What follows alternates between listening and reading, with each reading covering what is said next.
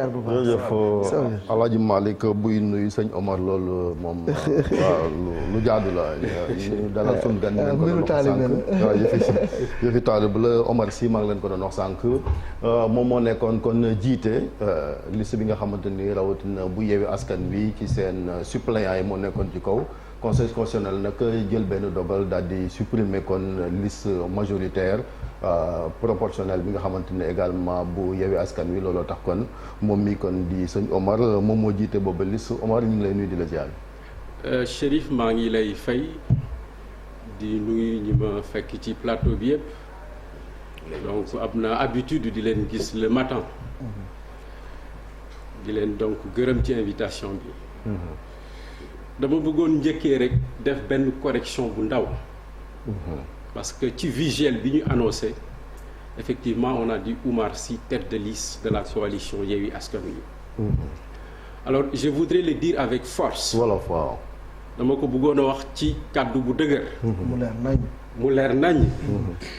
que la tête de liste de la coalition Yewwi Askan Wi s'appelle Ousmane Sonko.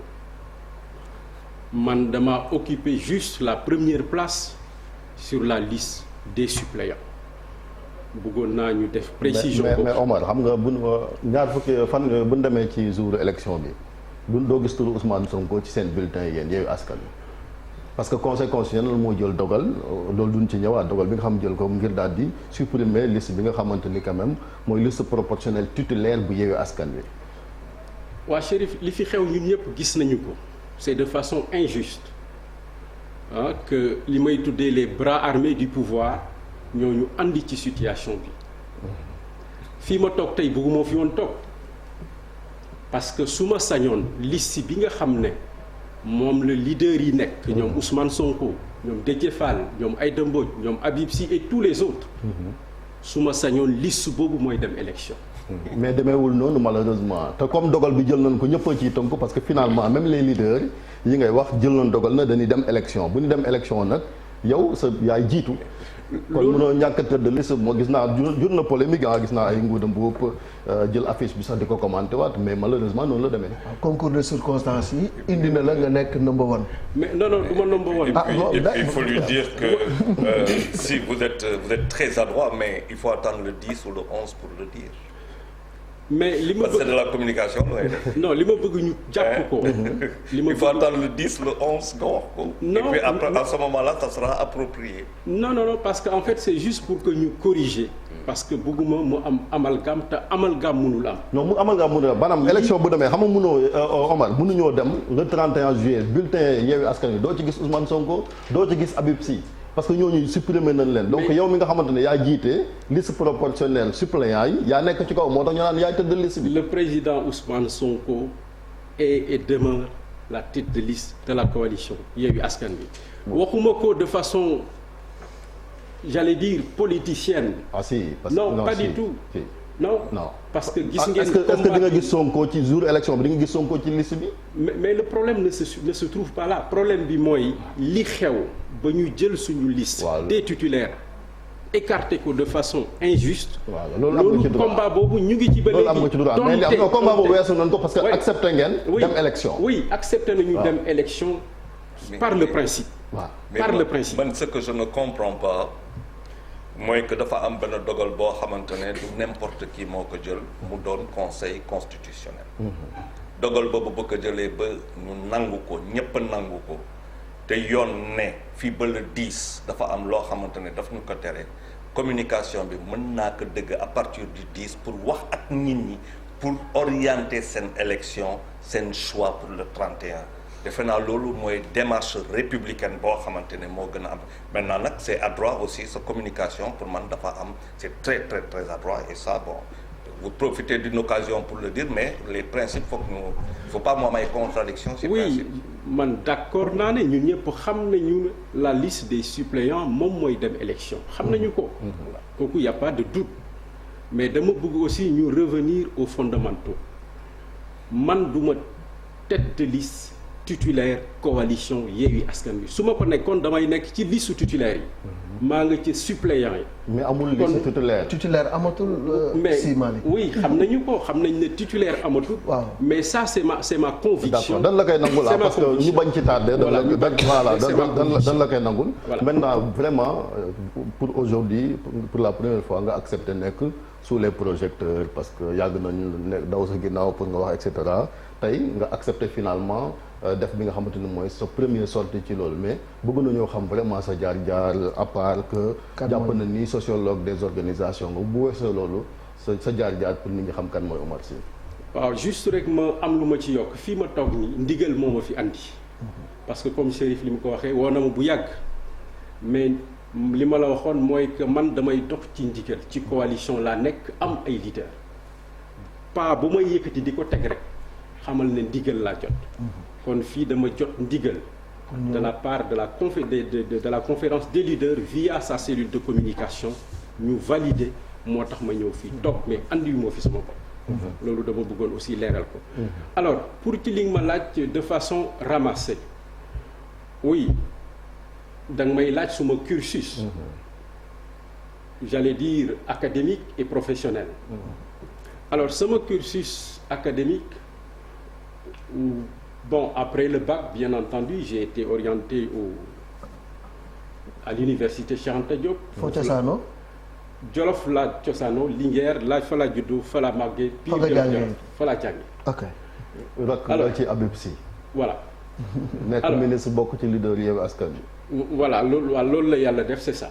yàlla def it bu yaay jiite liste bi fi mu ne. bon loolu def naa wax naa ko ba pare. waaw allez-y oui allez-y. alors donc bi ma defee une première année de sociologie à l'université Cheikh Anta Diop de Dakar ensuite ma am possibilité dem en France. donc fa laa defee à l'université Picardie Jules Verne d'Amiens mon DEC de sociologie.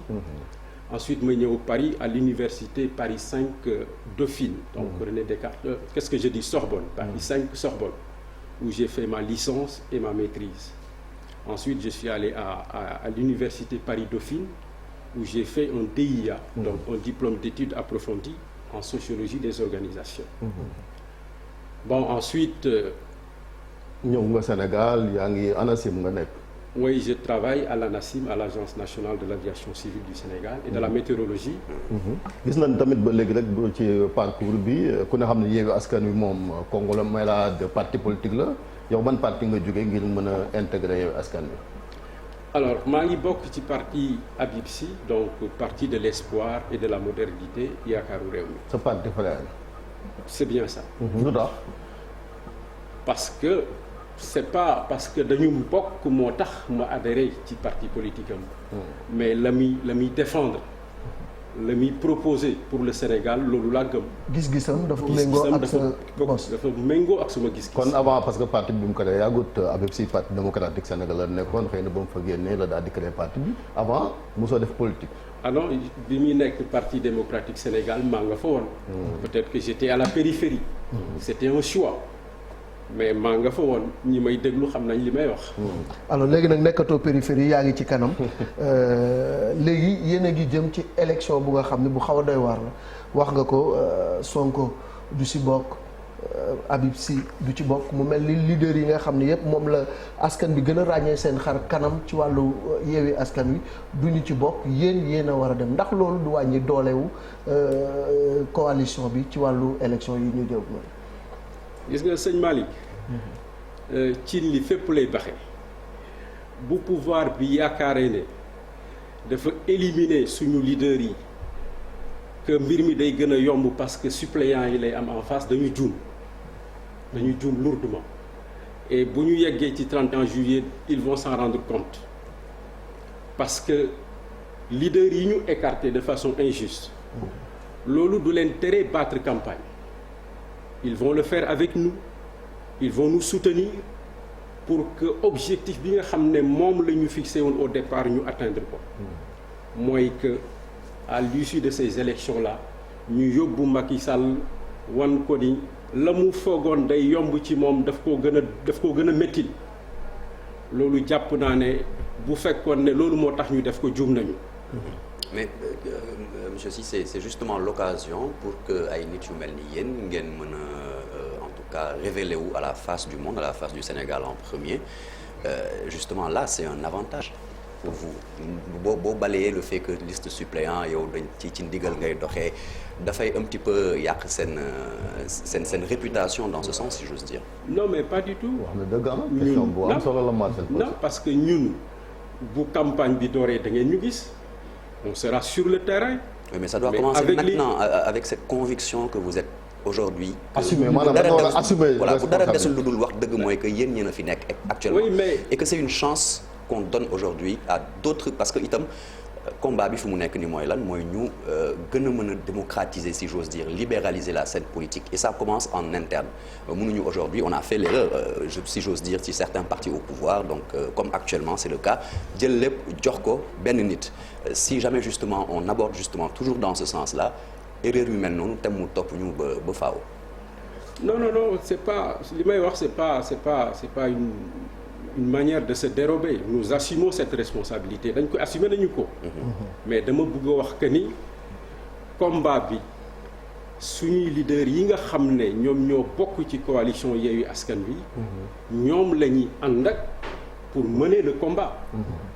mais mënuma wax ne tey que ñun on va se substituer à ces leaders là mënul nekk malgré que conseil constitutionnel ak direction générale des élections def nañ li ñuy def mais on peut pas substituer à ces leaders là loolu ndax mun nga wax ci maanaam lu nga xam ni sax keroog presse bi ñu bëri dañu ko tuddee maanaam deltu gannaaw recul ci stratégie de combat bi ngeen tegoon parce que da ngeen woon élection du fi am tant que seen liste bi validé wuñ ko tey ngeen ni nañ dem élection ak suñu liste suppléant lu waral dellu ginnaaw boobu ak i tamit mortal combat bi ngeen woote woon lu tax ngeen teg ko ci suuf. waaw non mag sëñ Malick loolu du reculade. loolu du reculade je crois que au contraire c'est de la responsabilité gis ngeen ni situation bi demee réew mi am fu mu toll ñoom leaders yi wax nañ ko seen conférence de presse yi. ay nit ñëw nañu seet si leen wax ak ñoom ñun aussi ay patriotes lañu Sénégal moo ñu ñor li coow li di bari amul kenn ku bugg ci ñun réew mi tàkk donc loolu aussi dañ ko jël en compte je crois que président Ousmane Sonko ak Aïda Mbodj wax nañ ko clairement lan moo tax ñu jël cette décision qui est une décision responsable. man benn question est-ce que peut-être deux doublé comme ça est-ce que le président Sonko justement n'est-il pas allé trop loin ba muy wax Bignona que le président Macky Sall stigmatise la Casamance. question ba mooy est-ce qu'il n'est pas allé trop loin beneen question bi mooy ban intérêt que le président de la République justement mu doon moom muy stigmatiser benn région au point peut-être di mun a indi benn implosion ce serait quoi son projet. mais Charles il faut que ñu placer lépp dans son contexte depuis Senghor Abdou Diouf Abdoulaye Wade jusqu'à Macky Sall amul benn président bu mës a persécuter un homme politique de cette façon. Mais le début de la guerre en Casamance joxoñ nañ baaraamu tuuma quand même le régime socialiste qui a quand même été assez sanguinaire dans cette zone. mais c'est ce que mooy li may wax. amul benn régime boo xam ne da nga persécuter de cette manière leader politique bu bokk Casamance en plus. nga koy traiter de rebelle avec ses partisans. mais il l'a jamais traité de rebelle. à part le président en tant que on a vu les partisans de Macky Sall. oui ses partisans mais pas le président. Sonko et tout le reste de rebelles. et ça il faut le dénoncer de manière catégorique. comme on dénonce de manière catégorique ni nga xam ne Sonko waxee na ko. jëmale ko des propos responsables yoo xamante parce que loolu aussi parce que yow nag ne day persécuter un homme politique pas une communauté. oui moo tax ma ne wax bi il faut ñu delloo ko ci. yaa ngi koy layal de. mais bien sûr. mais njuumte mën na am ci communication parce que loolu aussi du communication bu nga xam ne.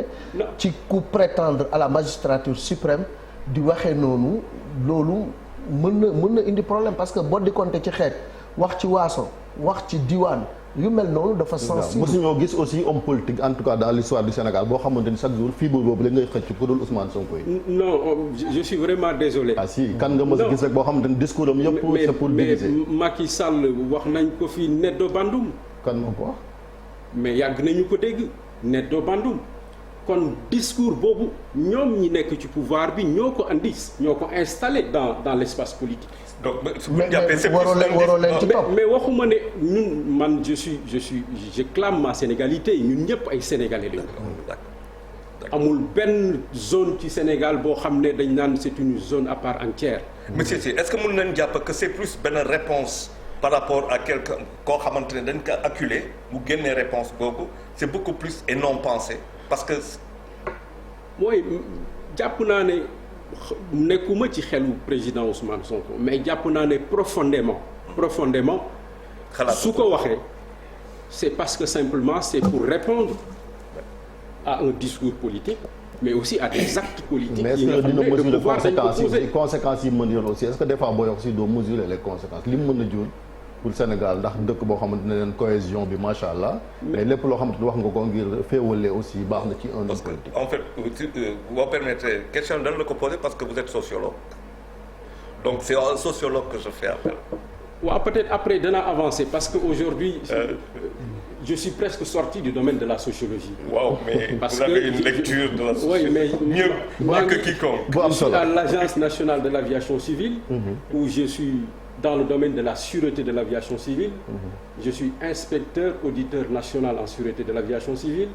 Je suis instructeur certifié OACI. Donc, bon, Charles me fait revenir à mes anciens, voilà. Mais c'est pour dire simplement que discours président Ousmane Sonko bu ñu ko génnee ci contexte bi mu ko waxee. mu justifié ko moom du jafe mais gis naa aussi yow yaa nekk à la une de Source A. ba mu ndax lire nga l'article bi nga xamante ni moo la concerné jëm ci investiture yi le journal la nga nii il nous apprend que yow bokkoo woon ci 15 yi nga xamante ni ñoom la seen parti de l'espoir justement proposé naka nga mën def kon ba jiitu. alors donc Chérif da nga may jox occasion pour ma am lu ma leeral.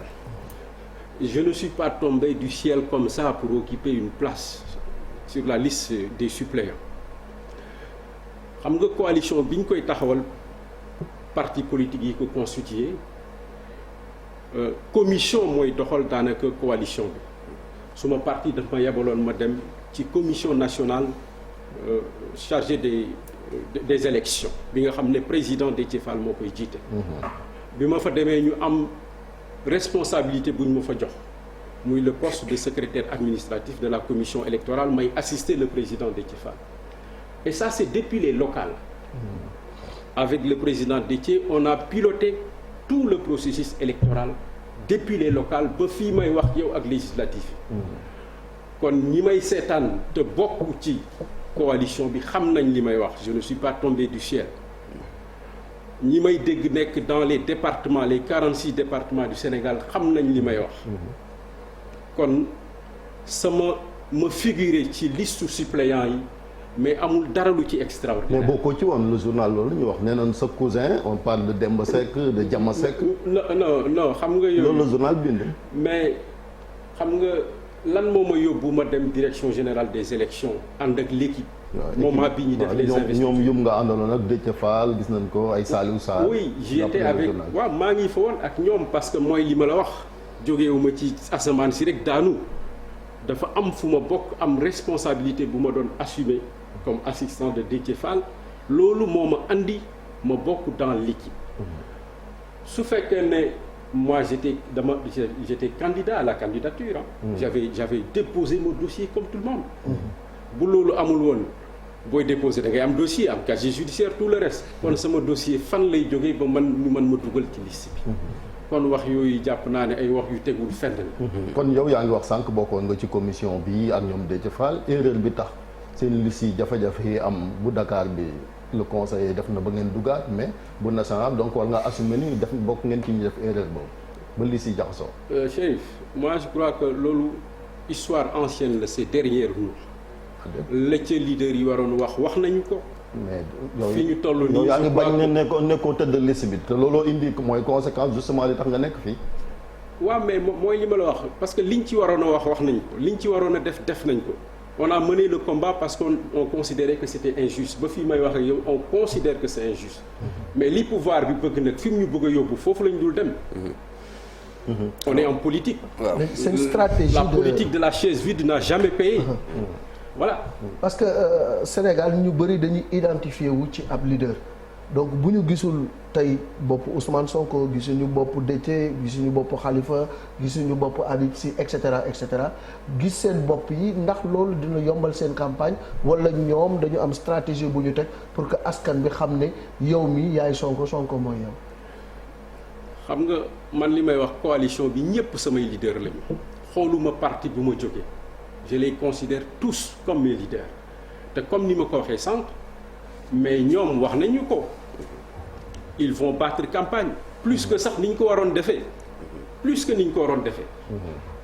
donc loolu amuñu ci benn doute que leaders yi ils vont mouiller le maillot ils vont s'engager à côté de nous et que le résultat sera. Ban moyenne d'âge? Quelle est la moyenne d'âge de votre liste? Bon, je crois que boo xoolee suñu liste suppléants yi c'est une liste qui a fière allure hein. La moyenne d'âge? Alors je peux pas vous dire la moyenne d'âge mais j'avoue que c'est de façon générale c'est des jeunes hein. C'est des jeunes. Parce que suppléants yi dans l'histoire sax mosu ñoo gis en tout cas ku nekk ci liste suppléants yi pour ci national bi nekk député xëy na mën na nekk seen cas bu fekkente ni Sénégalais yi décidé nañ ko différence bi tamit mooy seen bulletin du am photo malgré que yow yaa jiitu loolu naka ngeen ko mën a apprécier. Chérif jiitu moo bàyyi di wax maa jiitu fii kenn rek fi jiitu c'est le président Ousmane Sonko c'est ça la constance amu fi leneen. bu ngeen jàllee yaay dem assemblée Ousmane Sonko demul assemblée. fi mu ne nii yaa fi ne xam nga bu ñu mel ni Sadio Mané newu fi ñu jël Malick Thiandoum dugal ci terrain bi damay fubal. dugal ci terrain football. loolu kenn weddi da ngay play. yaa ngeen si benn configuration où président Sonko devient benn coach yéen ngeen nekk équipe buy football. remplaçant yi war a dajeeg titulaire gars yi. nu ngeen di dundee loolu. Ouais, mais c'est un plaisir d'avoir président Ousmane Sonko comme coach et d'ailleurs tous les autres leaders. C'est un plaisir. On va gagner de l'expérience. Vraiment pour ñun c'est une aubaine donte comme ni ma ko waxee bu ma sañoon liste titulaire boobu mooy tam élection. Mais léegi est-ce que psychologiquement préparé wu nga quand même pour être devant parce que bu ngeen demee par exemple RTS di enregistrer en principe war nga bokk ci ñi nga xamante ni quand même yéen a war a yow yaay njëkk def kii yooyu bi wala. Non je peux pas vous le confirmer ñun dañu nekk ci coalition. suba la le 8. décidé war a def li suba waaw mais loolu da ngeen coalition bi da ngeen ko gis coalition bi dinañ leen wax. Mais c'est déjà décidé quand même. En tout cas la coalition wala da ngeen di def comme vous aviez fait la fois dernière xaar le dernier moment pour que erreur yi amaat. ça veut dire ne pas apprendre de ses erreurs. di ngeen ko gis je crois que yàggatul di ngeen même pas un scoop. Non mais j'avoue très franchement que mooy li ma leen wax les décisions se prennent au niveau de la conférence. Sont déjà prises. Est-ce que charge bi diisul maanaam yan bi diisul yow. mais yéen ma dara moom. Bon, les électeurs vont apprécier. Alors, monsieur Sy, ñaari question peut-être pour terminer. Premièrement, ANACIM, c'est quand même ça doit être particulier nga liggéey ci organe étatique tout en étant un opposant naka chaque jour ngay appréhender situation boobu c'est pour la première question. Deuxième question représentant parti de Habib Sy donc ce frère Habib Sy nga donc bi nga xamante ne c'est donc le parti de l'espoir et de la modernité PEM yaakaaru réew mi tey ngeen bokk ci benn coalition bi nga xamante ne dañuy faral di les combats sont multiples dont la troisième candidature de Macky Sall est-ce que c'est pas aussi un peu illogique d'être dans un parti bi nga xamante ne celui qui en est le chef il est comptable de la troisième candidature de Maître Wade. Alors je ne le pense pas parce que jàppuma ne même contexte yi la. Je crois que li ñu doon wax ci candidature u maître Abdoulaye Wade président Abdoulaye Wade ce n'est pas les mêmes arguments qu'on développe aujourd'hui par rapport au président Macky Sall. Ah si. Non, je ne le crois pas. Je ne le crois pas parce que président Macky Sall bi mu defee la nouvelle constitution avec le référendum mais c'est clair hein li ñu waxoon Sénégalais yi bi ñu voté comme le référendum bi constitution bu bees bi li may wax gars yi nee naa il faut juste faire une compilation des déclarations de la coalition Benno Bokk Yaakaar commencé ko ci président et tous les autres compilation yi ñu doon wax boo koy déglu dama naan mais c'est-à-dire yaakaaruma sax ne ñoom ñeme nañu taxaw ci kanam sénégalais yi ne dañuy wuti troisième mandat man dama ne jarul sax coow lu bari on fait juste la compilation de ces déclarations du président Macky Sall de Mimi Touré et de tous les autres Oumar Youm voilà ça suffit dem var quoi nañu dem VAR rek bu ñu demee VAR rek le problème est réglé. Ismaïla Madior Fall. mais ANACIM bi bëgg naa itam wax ñu ci un petit peu naka lay dundee situation boobu opposant tout en étant dans un organe étatique. ANACIM comme li ma la wax ça c'est le cadre professionnel. Je suis chef de service. D'accord. Je suis chef du service formation et certification. D'accord. maa ngi def suma liggéey nu mu waree. D'accord. donc gisuma ci benn problème nga nekk dans une administration ba pare di politique. D'accord. voilà c'est dernière question nag mooy législature bi ñu jëm nii xam nga législature bi passé gars yi dañ ko ŋàññi bal leen ma ñu bëri dañuy wax ni sax mooy législature bu gën a nul ci histoire politique bu Sénégal scandale saaga doy na waar daal ñu bëgg beneen xar kanam benn yeneen député yu nga xam ne xam nañ lu leen yóbbu foofu yéen ban genre député ngeen yaakaar ni moom ngeen nar a doon. alors bu dee askan wi fal nañ ñun am nañ je crois que leader yi boo ko dinañ posé ko question bu dafay def propagande li CNRA di teg xam nga non du propagande. bon yaa koy jox occasion pour wax ñun am nañu programme de mandature. voilà loolu à partir programme de mandature ci kanam. voilà leader yi dinañu ko décliner dimanche incha allah. programme de mandature bi ngeen daal di koy tax ñëwaat fii ci média yi daal di koy wax mu am solo ah ñu dem ci li nga xamante ni quand même mooy l'observateur ak record.